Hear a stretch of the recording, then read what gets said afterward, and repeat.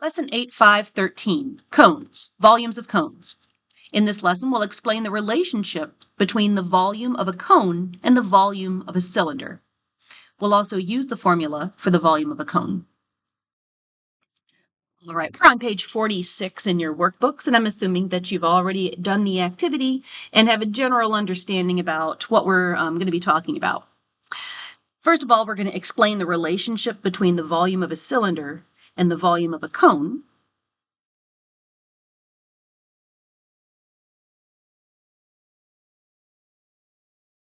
Explain the relationship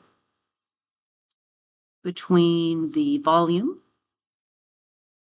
of a cylinder. We learned about cylinders in the last lesson. And the volume of a cone.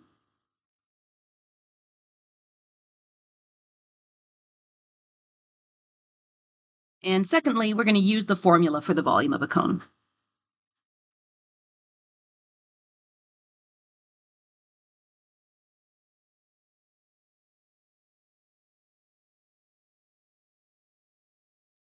Okay. Well, let's start by just visually comparing these two. Both of them have a circular base, so we're still going to have that area formula as part of our volume formula. But instead of having another circle parallel to it at the top of the figure, like a cylinder does, we go from the circular bottom and rise up to a point. So as we're talking about these two figures, this cylinder and this cone, just make sure we're clear on what's what here. Let's do the old news first. I'm going to scooch up just a bit.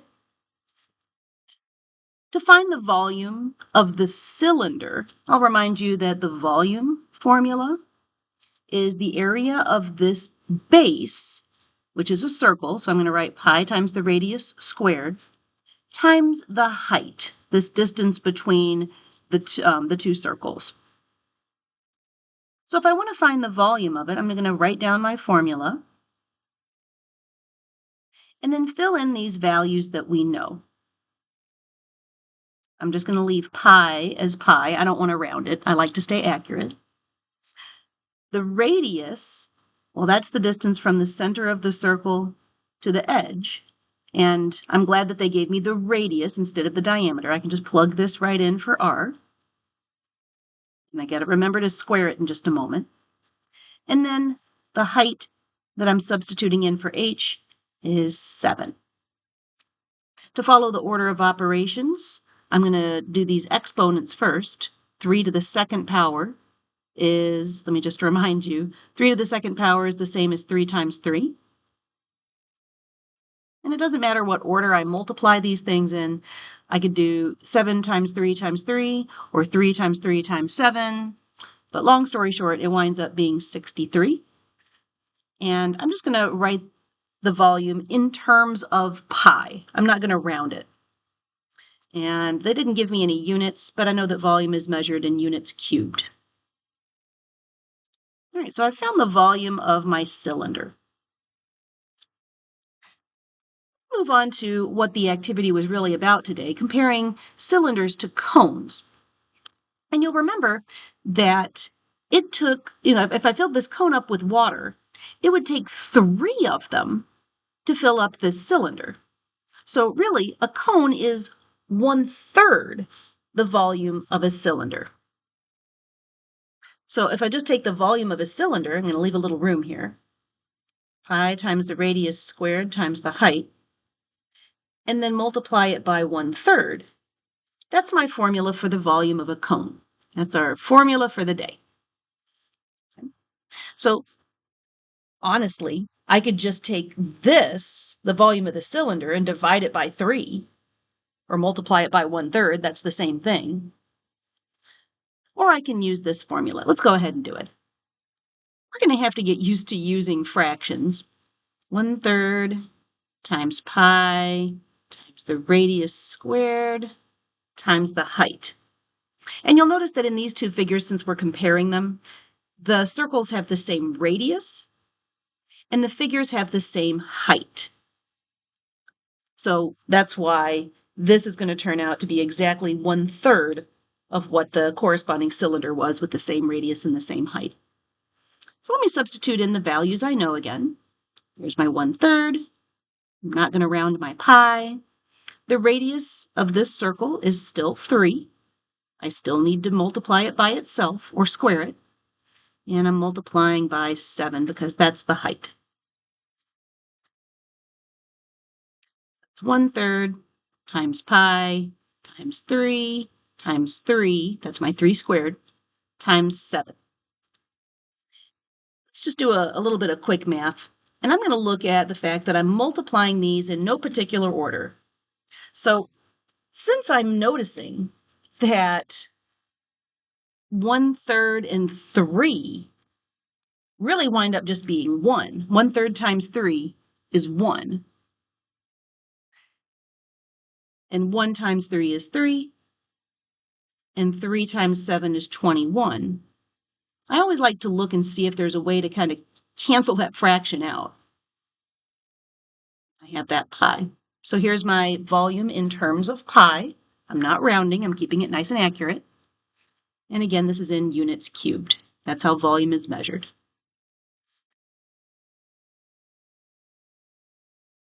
And not surprisingly, the volume of this cylinder is 1/3 the volume of that, the volume of this cone is 1/3 the volume of that cylinder. If I took 63 and divided it by 3, I'd get 21. And I still have that pi. So that's how we find the volume of a cone. Essentially, we're just finding the volume of a cylinder and multiplying it by 1/3 or dividing it by 3. That's the same thing. Let's do a little bit more work, cone work here. We're going to sketch a cone. And we're asked to label the, I warned you this would happen. The diameter is 8 units. Now, remember, in this unit, we don't want the diameter. We want the radius. We'll go ahead and label this, but we have to remember that we just want the radius, which is going to be 4 units. And we have a height of 5. Okay, you know what? I'm going to put my cylinder on its side here. To make a cylinder, I'm going to make a big fat oval. It's dashed on one side to suggest that you can't really see that. It's going to come up to a point here. And the distance from, not along here, but the distance from here to here is the height of the cone. And we're told that the height is 5 units. Boy, I did not draw this to scale. There's my height. And the diameter, oh, this is terrible. The diameter is 8 units. That's all the way across the circle. Now, we don't want the diameter. If that diameter is 8, then the radius that we actually need is half of that. All right, so there's my sketched cone. It has a height of 5. It's tipped on its side. That doesn't look like the height, but that's technically where the height is. And the diameter, the distance across that circular base, is 8. And I'm going to need a 4. All right, let's find the volume of that cone. So the volume, I'm going to write that formula. 1/3 pi r squared for the circle and the height. Let's fill in the values we know. I'm writing this in terms of pi, so I'm not going to write 3.14.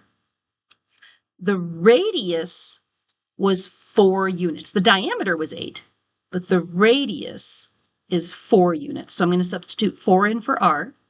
Don't forget to square it.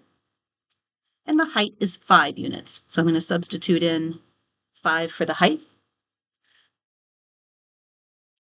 All right, we got to follow order of operations. So the only thing I'm going to do in this step is multiply 4 by itself.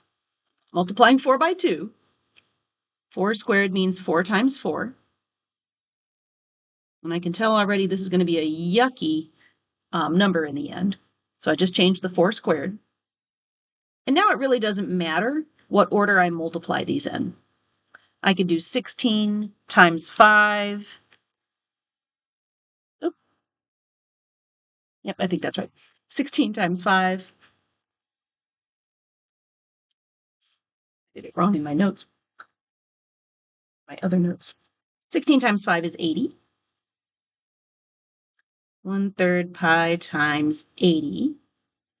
Oh my gosh. And 80 divided by 3 is 26 2/3. Yuck. Well, there we are. And we still have that pi because I'm writing my answer in terms of pi. And this is cubic units because volume is measured in units cubed. There. So essentially, we're just finding the area of a cylinder and multiplying it by 1/3, or I could just divide by 3. So let's think about how we would explain the relationship between the volume of a cone and the volume of a cylinder to a third grader. Well, to a third grader, I might say it takes the water in 3 cones to fill 1 cylinder.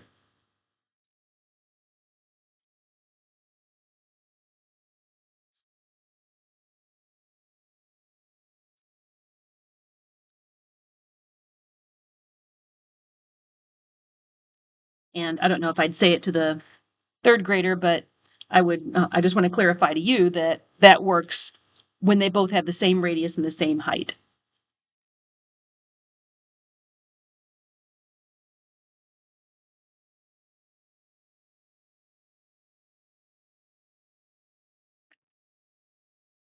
Great. So there's our second formula. Now you've got the formula for the volume of a cylinder and the formula for the volume of a cone. Enjoy using those in the practice tonight.